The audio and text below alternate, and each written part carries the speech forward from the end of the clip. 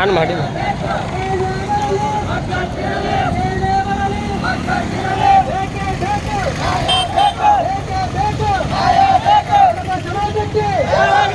ಸಮಾಜಕ್ಕೆ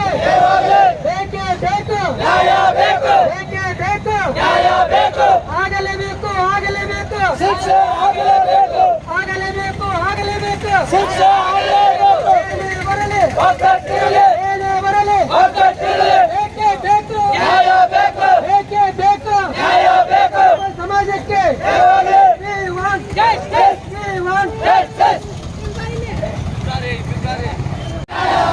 ಬೇಕೇ ಬೇಕು ಏನೇ ಬರಲಿ ಏನೇ ಬರಲಿ ಯಾತಕ್ಕಾಗಿ ಹೋರಾಟ ನ್ಯಾಯಕ್ಕಾಗಿ ಹೋರಾಟ ಯಾತಕ್ಕಾಗಿ ಹೋರಾಟ ನ್ಯಾಯಕ್ಕಾಗಿ ಹೋರಾಟ ಎಲ್ಲಿಯವರೆಗೂ ಹೋರಾಟ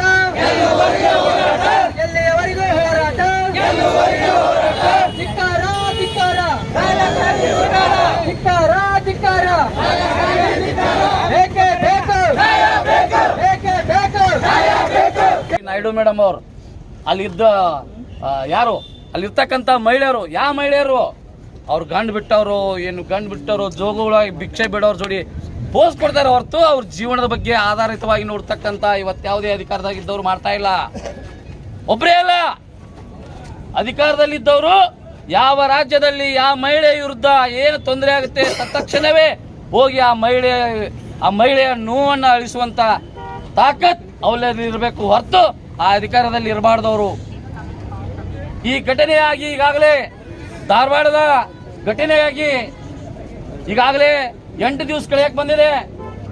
ಸಮಾಜದವರು ಎಲ್ಲ ಇಲಾಖೆ ಎಲ್ಲರೂ ಕೂಡ ನಾವು ಹೋಗಿ ಆ ಮಹಿಳೆಗೆ ಸಾಂತ್ವನವನ್ನು ಹೇಳಿ ಆ ಮನೆತನದವರು ಇನ್ನು ಕೆಲವೇ ನಿಮಿಷದಲ್ಲಿ ವೇದಿಕೆಗೆ ಬರ್ತಾರ ಅವರು ಈ ಪ್ರತಿಭಟನೆಯಲ್ಲಿ ಭಾಗವಹಿಸಾಕ.